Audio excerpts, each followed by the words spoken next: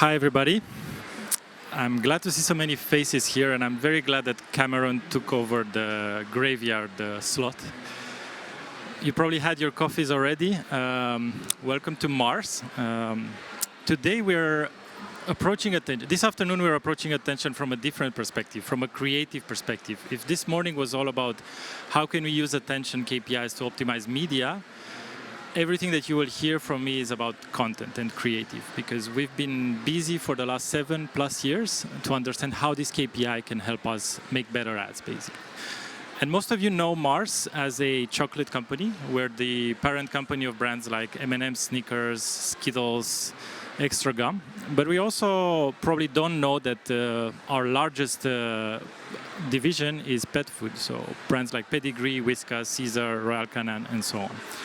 And I'm going to start the session just with an ad from Pedigree. And pay attention to this ad and try to understand why does it grab attention, and try to hypothesize why does it work. Do I need to click?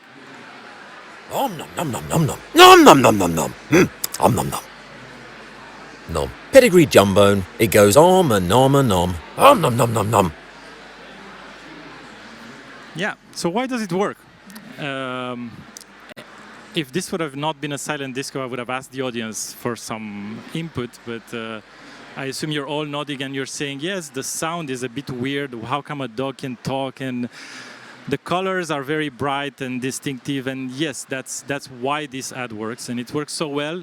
It was first launched 8 years ago. It was a TV ad that became a success online. And it's still being in use today because all our research tells us that it works. It drives attention. It drives sales impact. So examples like this are a lot, and today in this talk I'm going to take off the lid from our jar of insights and hopefully help you gain some knowledge about from our experience with attention. But first of all, this is how Mars is a very, very principle-based company. Measurement is key, and everything that we do has a very defined process. And this is the process of how advertising works in our mind. So basically, it all starts from the impression. Then you go through some wheels, which are attention, emotion, and memory, so that the brand gets encoded into the human brain, into people's minds. And the theoretical works like this. Attention is the gatekeeper. It's the first thing you need when you have an exposure. Without attention, there's no next step. But with attention, that's not enough. There's something else needs to happen in order for that memory structure to be built. And this is where emotion comes into play. Emotion is the glue that makes that, or not the glue, the oil that makes that wheel turn and facilitates the memory encoding. And memory, it's outside of the brain because these are all the tips and tricks that we use to ensure that memory encoding gets faster. Simplicity, making sure that we're not overcomplicating the messages and so on. And yeah, that's the theory, but how does it work in practice? And one example I have here is from one of our brands, Extra Gum. First of all, we grab attention and elicit emotions. Most of the advertising in which we strongly believe in is emotional advertising. It almost always features people in real-life situations, in emotional situations. It features pets, because we believe strongly that emotions are the only driver that enables that memory encoding. But that's not all. Next, after you've elicited emotions, you need to build distinctive memory assets, and this is the famous theory of using consistency in your communication, all the way from an Instagram feed to your brand messages, websites, packaging. Everything looks exactly the same, because that's the consistency is what builds memory structure. So that in the end, at the moment of purchase, your brand will be chosen. So we don't really think that loyalty really exists in our categories. You probably are buying Extra Gum, but you're also buying other gum of brands. We believe that people choose from a repertoire of brands, and by doing advertising, by creating these brands with consistency and building memory structures, we hope that at the moment of purchase, our brand will be chosen versus others. So that's again the theory. What have we done? I mean, in close partnership with our friends from Mediacom, our media agency for ages, and Andy Walsh is here in the room.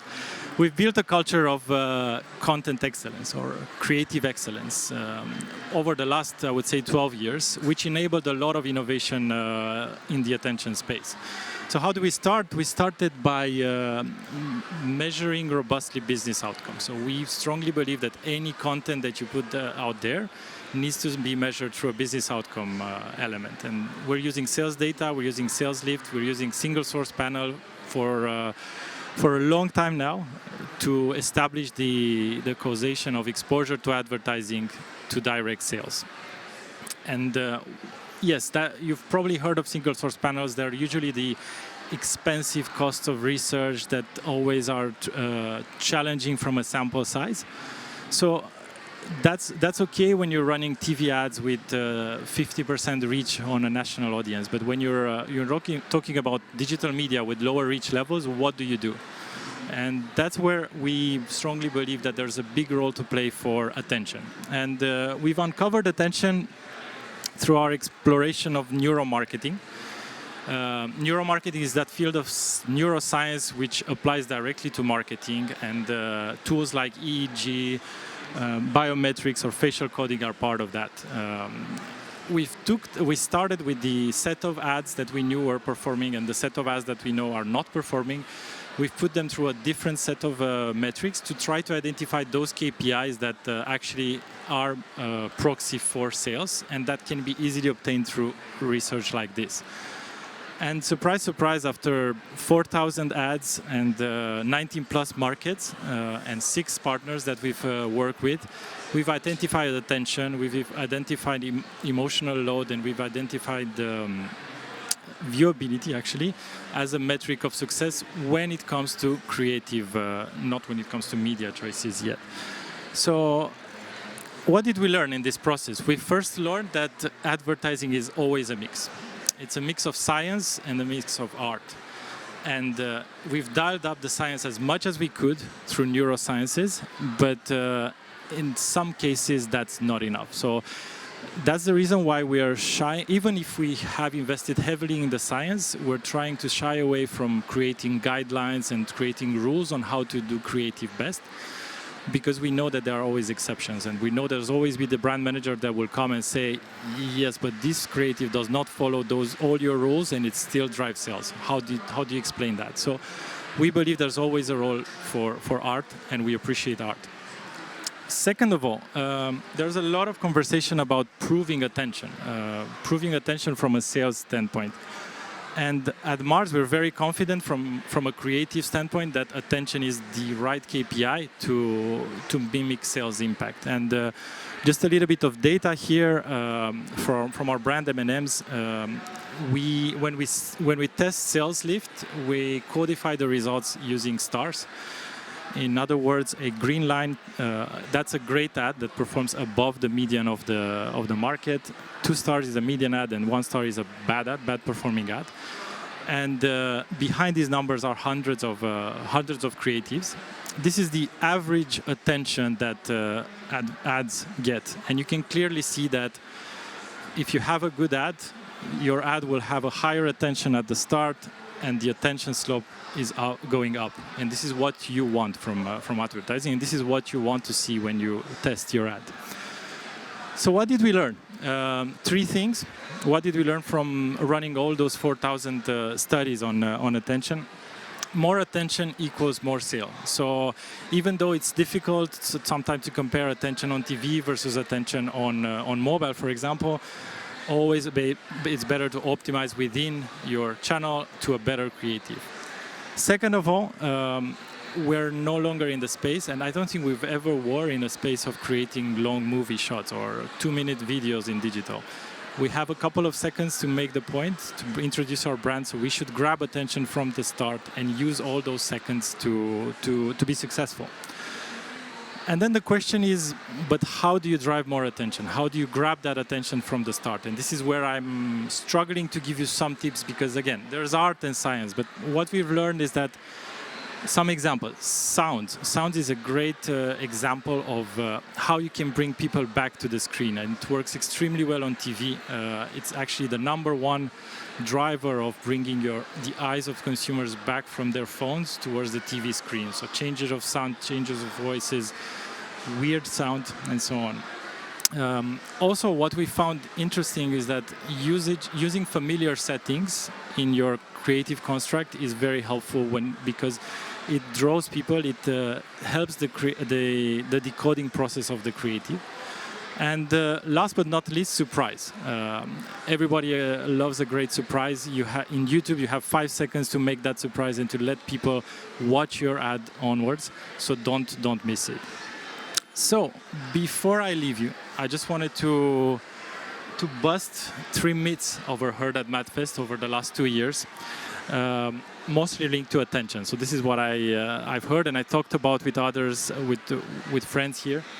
First of all, there is a sort of a buzz that attention to advertising is dead. We've heard this morning about the fact that we're exposed to over 5,000 brand messages. It's clearly that we cannot process all those brand messages, so it must be that overall the attention is down. And I don't have the data to prove that, but what I can tell you for sure is attention to good advertising is going still very strong. So turn the question from, oh, attention is dead, we no longer have attention, into how can I optimize my content so that it gets a little bit more attention, one more unit. Second of all, we've heard a lot about the lack of consistency in attention measurement, and this is probably getting solved now from the solution you've heard this morning and the solutions that are talked about at the event. But probably we're not there at the stage of having a currency that is widely accepted by everyone from publishers to tech companies to research companies. We're at the stage in which we're developing reach and frequency standards, and probably attention will come at a later stage. But what do you do? Because you need to do something today. What I can advise you to do is to concentrate on one channel, on the channel that you're spending most of your dollars with, and optimize within that channel for your content. That's how you can get incrementally successful today. And there's not a lot of talk about research in this event, but I've also heard that ad testing recently it's more about evolving the type of questions that we ask, and it's about using emojis instead of questions, using questions on mobile rather than on desktop, which I call incremental improvement from an advertiser standpoint. At Mars, together with our partners with Realize, we've been working for over 4 years now on developing a standalone tool which is called ACE, Agile Creative Expertise, which is our pre-testing tool based on attention and emotion. And if you're curious about it, there is a session in approximately 1 hour when we'll go a little bit more into details on how that works. ACE has been used on over 1,000 creative, and it's the de facto ad testing tool for Mars globally. And that's about it. So I don't know if there are any questions. It feels also a bit weird to get questions from the audience, but maybe Mike, you have something. Yeah, well, thank you very much, Sorin. There are a number of questions, but we've only got time for one, which is, from your work, how much of the success of your advertising do you believe is contributed by the media, and how much of it is contributed by the creative? That's an impossible question to answer, but what's your feeling about it? The answer is it depends. Okay, that's not the answer I was looking for. Yeah. Do you have? But when you're briefing your agencies, just in your own estimate, is it 50-50 then? If you can't decide? Or? I would not tell you any number. I think that there used to be some 60-30 that creative is 60% of success, but I think those numbers were purely invented numbers. We don't have a clear answer to that. What we know is that we can optimize a media plan, and then within that media plan we can optimize creative within the channel as much as possible using incremental steps. And attention is a great tool to make those extra optimizations because it can be used second by second. It can be used to compare between different creatives, one versus the other. So yeah, I think we're in a very good space. In which it's a very sophisticated answer. So perhaps then another thing. What's the biggest amplifying effect of creative you've seen? have you seen in all the tests that you've done that by really improving the creative, you can dramatically change the impact in market? Absolutely. So I can already tell you that through all our 4,000 tests, probably 40% are non-performing. So ads that are put out there and they're not driving sales. But if we skip those ads and we move them into performing ads, we can get double-digit sales uplift for this respective impression. So, and that's what we're aiming for. That's a very impressive number. Well, guys, a round of applause for Sorin. Thank you very much, Sorin. That's fantastic. Thank you.